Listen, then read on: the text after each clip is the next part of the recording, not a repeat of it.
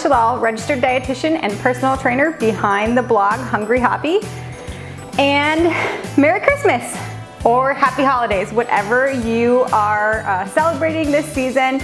Today I'm popping in because I just have to share with you my favorite Christmas cookie recipe ever.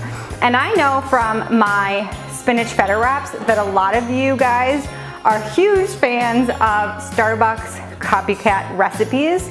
And this recipe is a Starbucks Copycat, a little bit healthified. If you've ever had their Cranberry Bliss Bars, that was the inspiration for this recipe. And I make this recipe, you guys, every year, a couple times a year, and they're always the first thing to go. People are obsessed with them. And although this recipe never really took off on Pinterest or Google or social media, it is a family and friends favorite, and so I had to make a video and share with you how to make it today. So if you're ready to make the best Christmas cookies ever, stick around and we'll get started. But before we do that, make sure that you hit that red subscribe button and the bell notification so that you never miss a recipe, workout, or nutrition tip or daily ramblings. Really fast before we jump into the recipe, two things. My number one question on YouTube is, where do I get the recipe? There will be a recipe link below. You click on that and head to the blog, and that's where the printable recipe card lives. So make sure you check that out. Second thing is, if I feel like I'm breathing weird or breathing heavily or not smiling as much, if you missed my pregnancy announcement on Instagram or on the blog, I am 20 weeks pregnant or 19 weeks pregnant today. So you have to bear with me with the weird breathing and the messed up smiling because I've got pregnancy gum issues. It's so much fun, but you know what is fun is all the Christmas cookies while being pregnant. Last time I was pregnant in the summer most of the time, and chips and salsa were good, don't get me wrong, but Christmas cookies, that's where it's at. So let's get started. The first thing that you need is a whole bunch of almond flour. We're gonna use almond flour for the base of this recipe. It's a healthier flour. You guys know I love cooking with it. And to the almond flour, you're just gonna add some baking powder and some salt.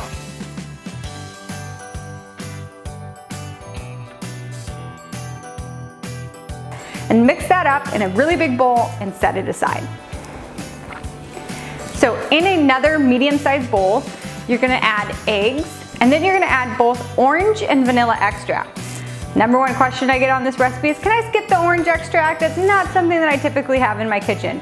No, you cannot. The orange extract really makes this recipe. It really gives it a tang, just like the Cranberry Bliss Bars of Starbucks. So please don't skip it. You can get it at most grocery stores. So pick some up and it'll be worth it, I promise. You're also going to add maple syrup and coconut oil, melted coconut oil. If your eggs are room temperature, that's good because then the coconut oil won't harden back up, but if it's not, it'll be okay. I'm not one for, you know, room temperature type stuff and leaving butter out, and I don't do that kind of stuff. I'm not a real baker, but anyways.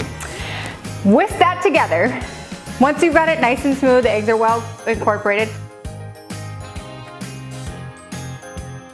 you're gonna pour the wet ingredients into the dry ingredients and mix that up until you have a cookie-like batter. Shouldn't be too runny, shouldn't be too hard, should be just like a cookie batter.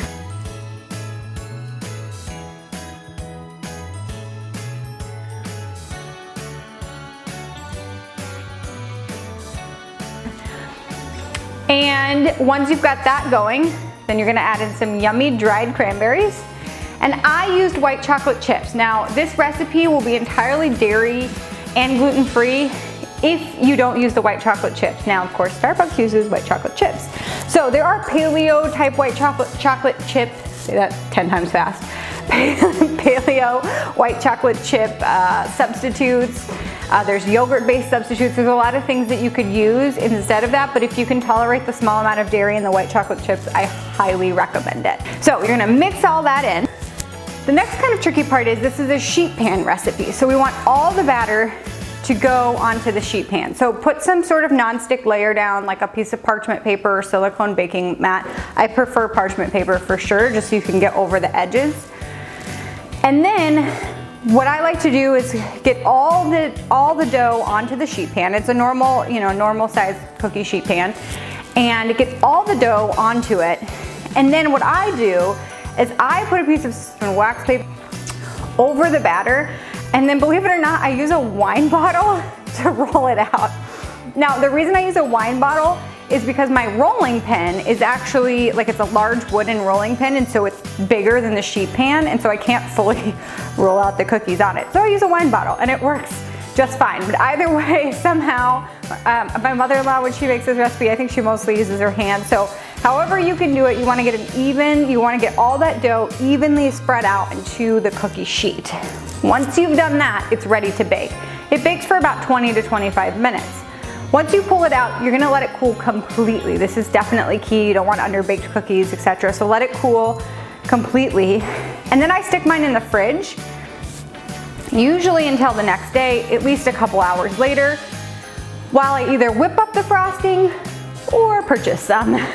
I'll be honest, for this recipe in particular, I typically purchase my favorite cream cheese frosting. I'll leave a link below to my favorite cream cheese frosting. It is the Miss Jones brand, and I love it. This isn't sponsored by them or anything. It's just the one that I buy most frequently. It's on the blog and the recipe link below. If you click through to the blog, you'll also see a link for a recipe to a Greek yogurt cream cheese frosting that a lot of people have told me they've made this recipe with and they really like. It was originally developed to go on my carrot cake bars, so very similar cream cheese frosting.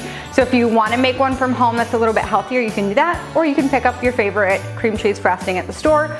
Either way, once the bars have been refrigerated for just a little bit, then spread the frosting all over them, nice and creamy.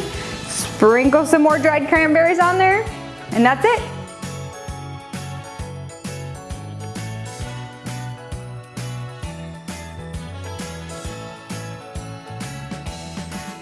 So all you have left to do is cut the bars into little triangles. Now, you do not have to cut these into little triangles. If that seems like a pain in the you-know-what, you can just cut them into like squares and be done with it. I like the triangles because I'm trying to make this a Starbucks copycat. So in order to do that, I usually find myself measuring X number of rows lengthways to cut and X number of rows lengthways and then widthways, right? So that they're even. Once you've got those all measured out, and again, it says in the recipe instructions, I believe it's 5 and 3, 5 widthways and 3 lengthways. Then you just cut diagonally across each square that you've made. So you should be seeing this in a video, in the video overhead of the example. Like I said, if it's too much of a pain in the butt to cut them into triangles, then just cut them into squares and move on with your life. People will love them regardless. So I hope you guys give this recipe a try. If you're transporting these cookies, like I just sent some of these to my sister-in-law that just had a baby. What we did was make the cookies and then hold off on the frosting, sent the cookies in bags, and then sent also a jar of frosting with it. So if you want to send these or transport them, that's kind of the best way to do it. Now, if you're just transporting to like a potluck party, then frost them up, cut them up, and let people dig in right off the sheet pan. That's the best way to do it. So if you make this recipe, please let me know. You can always tag me on Instagram at @HungryHobbyRD or on Facebook at @HungryHobby, #HungryHobby, and I would love to see what you guys make. It makes me so happy to see you guys make stuff off the blog. It's the whole reason I do it, is so you guys can enjoy what we're enjoying at home. And like I said, this is just one of my absolute near and dear favorites. So I hope you get a chance to make it. And if you haven't already, please hit that red subscribe button and the bell notification so that you never miss a recipe, workout, or nutrition tip. And until next time, guys, Happy New Year if I'm not back before then. Bye-bye.